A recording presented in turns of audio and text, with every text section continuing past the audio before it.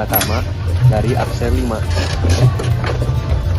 Halo, perkenalkan nama aku Salwa Haura dari absen 33. Halo, perkenalkan aku Salwa Fitriani dari absen 32. Halo, nama aku Syafira Bibi Kirana dari absen 35. Hai guys, perkenalkan nama aku Hana dari absen 14. Perkenalkan nama aku Titan dari absen 36.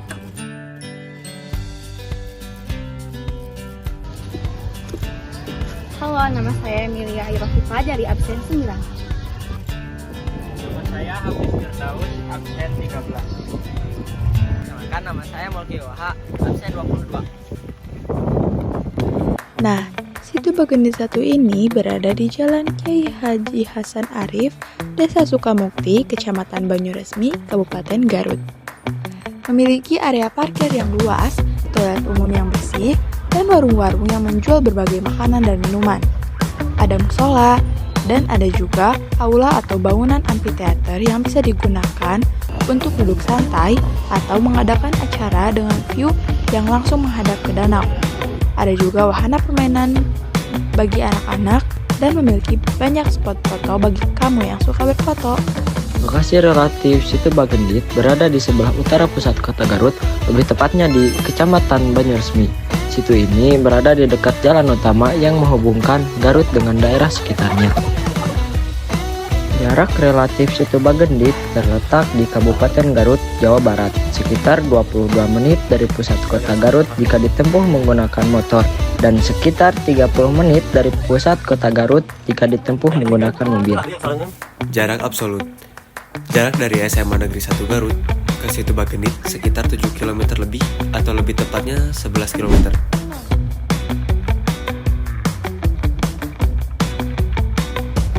Kalau dari Garut ke situ Bagendit kurang lebih 13 km. Morfologi situ Bagendit. Danau ini terbentuk dari cekungan alami yang diisi oleh air dan dikelilingi oleh perbukitan atau tanah yang lebih tinggi di sekitarnya. Luas dan kedalamannya bervariasi, dengan beberapa bagian lebih dangkal dan beberapa bagian lebih dalam. Situ ini juga memiliki aliran air yang menghubungkan dengan sungai atau aliran air yang ada di sekitarnya. Secara umum, morfologi situ Bagendit mencirikan daerah dataran rendah yang dikelilingi oleh pegunungan dan perairan yang cukup luas sebagai ciri utama. Jenis pariwisata. Situ Bagendit Garut termasuk dalam jenis pariwisata alam karena merupakan sebuah danau alami. Danau ini memiliki pemandangan alam yang indah dan dijadikan tujuan wisata untuk menikmati keindahan alam, bersantai, atau melakukan aktivitas seperti berakit. Selain keindahan alam, situ Bagendit juga memiliki legenda yang populer. Konon, nama situ ini berasal dari seorang janda kaya yang bernama Nyai Bagendit.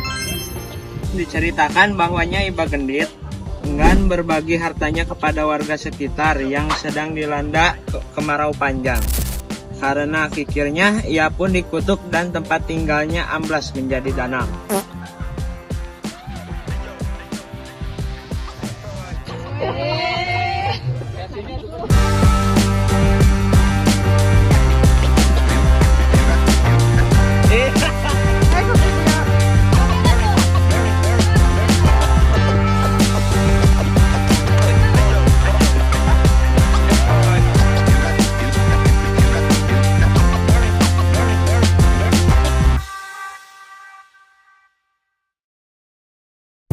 Something to do di situ Bagendit. Pertama adalah naik rakit.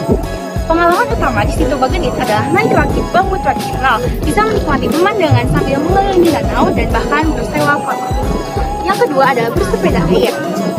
Selain rakit, ada juga sepeda air berbentuk bebek. Aktivitas ini cocok jika kita ingin menikmati suasana danau dengan cara yang lebih santai. Yang ketiga adalah foto-foto di spot menarik. Situ Bagendit memiliki beberapa spot menarik yang memanfaatkan latar belakang danau dan pegunungan. Ada beberapa dekorasi yang disediakan khusus untuk pengunjung berfoto. Yang keempat adalah menikmati kuliner lokal.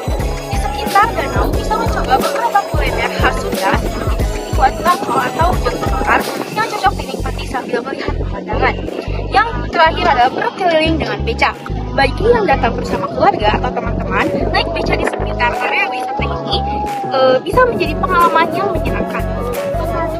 Dream to buy di situ Bagendit Garut.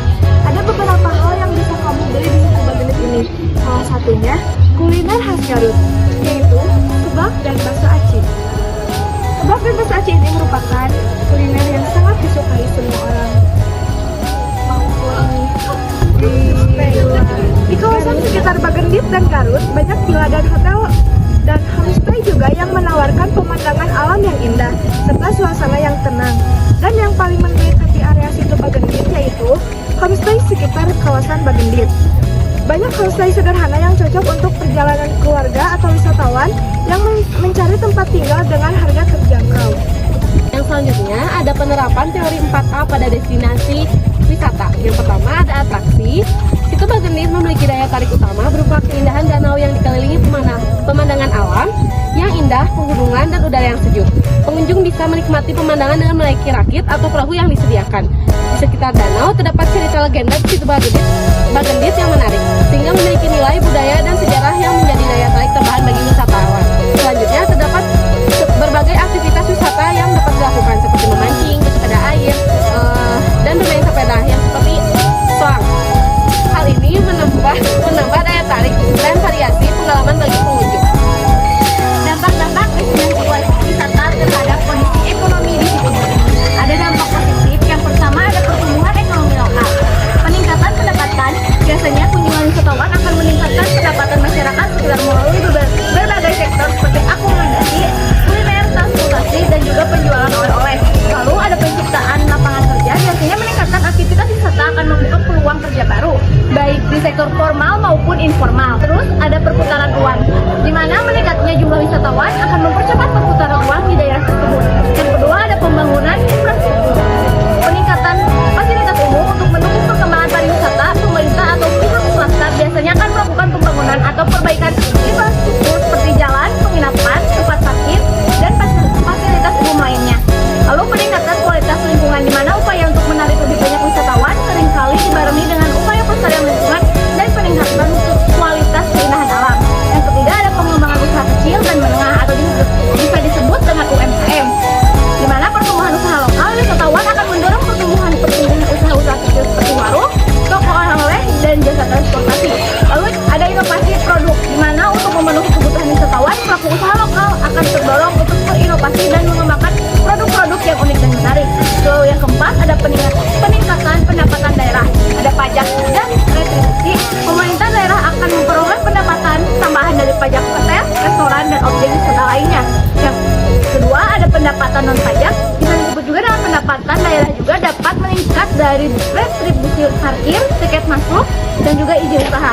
Namun di balik dampak positif tersebut terdapat juga beberapa tantangan yang perlu diperhatikan. Ada dampak negatif terhadap lingkungan, di mana peningkatan jumlah wisatawan dapat menyebabkan kerusakan lingkungan jika tidak dikelola dengan baik. Lalu ketergantungan ekonomi terlalu bergantung pada sektor pariwisata dapat membuat ekonomi daerah rentan terhadap fluktuasi jumlah wisatawan. Dalam kasus Situ Bagendit sendiri adalah revitalisasi Situ Bagendit telah memberikan dampak positif dan signifikan terhadap perekonomian daerah. Peningkatan jumlah wisatawan telah mendorong pertumbuhan usaha-usaha kecil, penciptaan lapangan kerja, dan peningkatan pendapatan masyarakat. Namun perlu adanya pengelolaan yang berkelanjutan untuk memastikan bahwa dampak positif ini dapat dinikmati oleh generasi yang akan mendatang. Yang kedua juga ada kondisi sosial, di mana dampak destinasi wisata terhadap kondisi sosial di Situ Bagendit itu adalah memiliki dampak yang kompleks dan multidimensi terhadap kondisi sosial masyarakat sekitar. Dampak ini bersifat positif maupun negatif tergantung pada bagaimana pengelolaan wisata dilakukan dan bagaimana masyarakat meresponnya. Nah, di sini aku akan menjelaskan dampak positif. Yang pertama ada peningkatan ekonomi. Lapangan kerja munculnya berbagai peluang kerja baru di sektor pariwisata seperti pemandu wisata, penjual makanan dan minuman, penyedia akomodasi, dan sebagainya. Yang kedua ada peningkatan pendapatan masyarakat sekitar dapat meningkatkan pendapatan mereka melalui berbagai aktivitas ekonomi yang terkait dengan pariwisata. Lalu ada perubahan perilaku, meningkatnya kesadaran lingkungan. Wisatawan seringkali membawa kesadaran akan pentingnya menjaga lingkungan seperti masyarakat setempat terdorong untuk lebih peduli terhadap kebersihan dan kelestarian alam. Lalu ada terbukanya interaksi sosial, interaksi dengan wisatawan dari berbagai latar belakang dapat memperluas wawasan dan meningkatkan toleransi masyarakat. Lalu juga ada pelestarian budaya, pengembangan produk wisata budaya, adanya minat wisatawan terhadap budaya lokal dapat mendorong pengembangan produk wisata berbasis budaya seperti pertunjukan seni tradisional atau wisata kuliner. Nah, di sini juga ada dampak negatifnya, di mana ada konflik sosial, persaingan penggunaan lahan, pertumbuhan sektor pariwisata dapat memicu persaingan penggunaan lahan antara masyarakat lokal dengan investor atau pengusaha pariwisata. Lalu ada yang kedua, degradasi sosial budaya, di mana hilangnya nilai-nilai tradisional, adanya pengaruh budaya asing yang terlalu kuat dapat menyebabkan hilangnya nilai-nilai tradisional masyarakat. Lalu ada dampak lingkungan, pencemaran lingkungan, peningkatan jumlah wisatawan dapat menyebabkan peningkatan produksi sampah